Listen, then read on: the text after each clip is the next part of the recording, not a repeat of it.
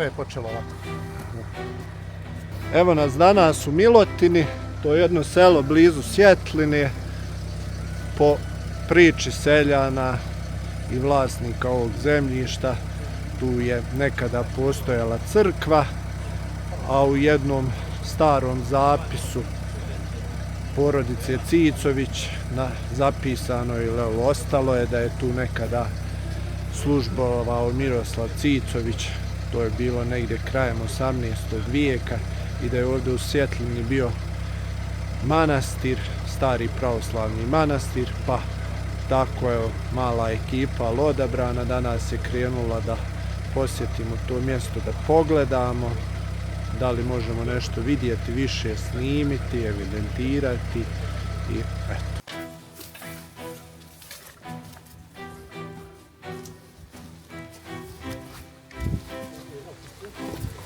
Pa što rekao, ja neću biti na televizoru, ja to neću sam biti. Pa da, to ne moraš biti na televiziju.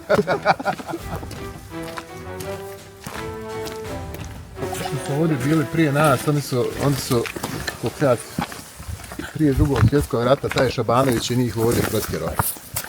Te Živkoviće.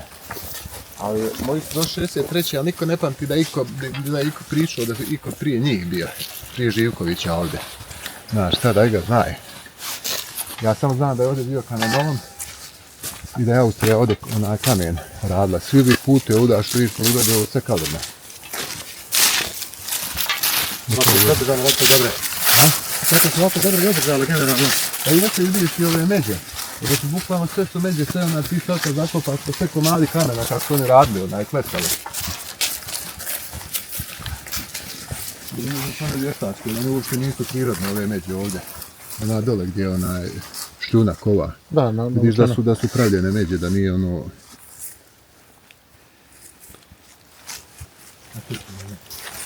Mi vjerojatno volao s tim kolima ili saonicama slačio tu canik dole, u prugu.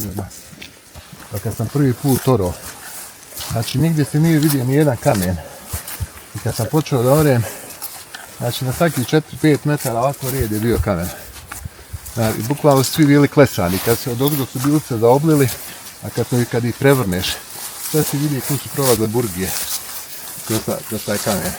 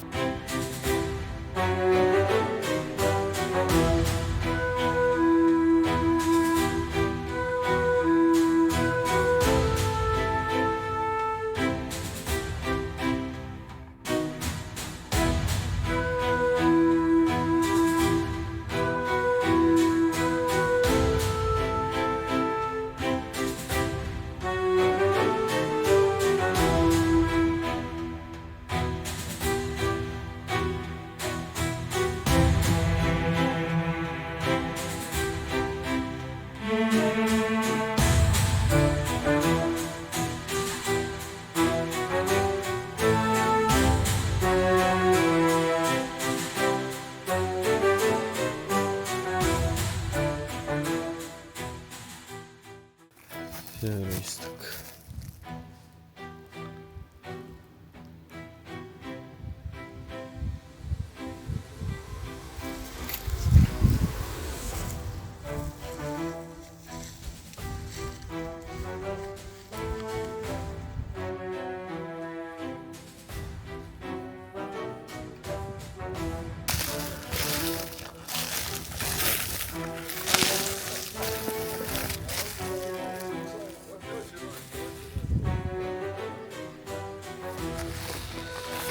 Pa, gdje je nešto poklesano, ali interesantno da je na jednom mjestu. To tu zapravo je fino.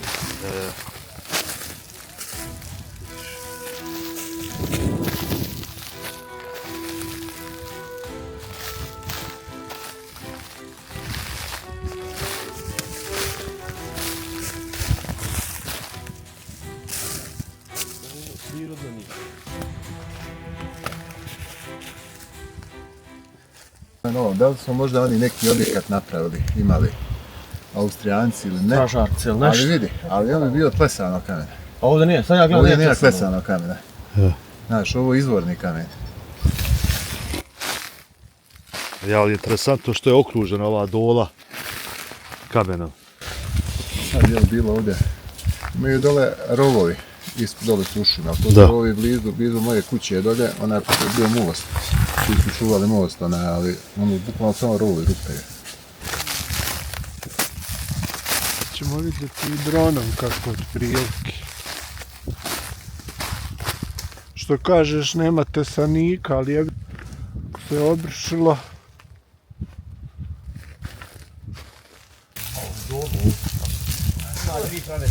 Ako ima to je nešto okno. Moguće da ima. Evo ja vidim da mi traže lanac. Znaš što sam izgubio. Na prazu.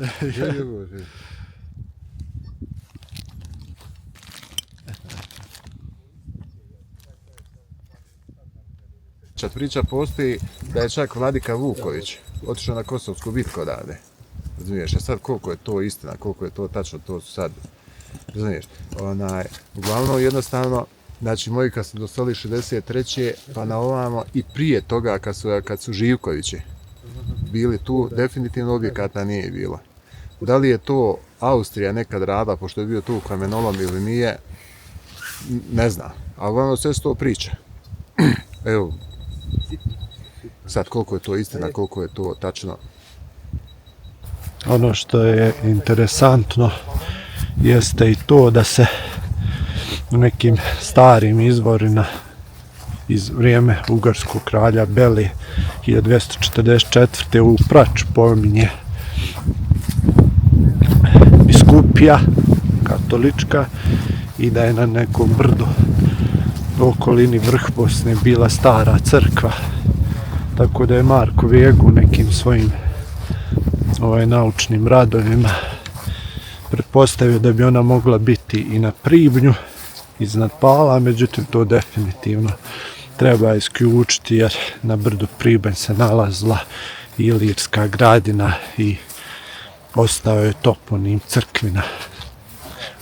Tako da bi u ovim krajevima u dolini rijeke Prače sigurno možda trebalo tražiti ostatke neke stare biskupije ili možda brda, mada meni vjerovatnije da je to bilo negdje prema Visokom na brdima oko vrh Bosne, to jeste Sarajeva.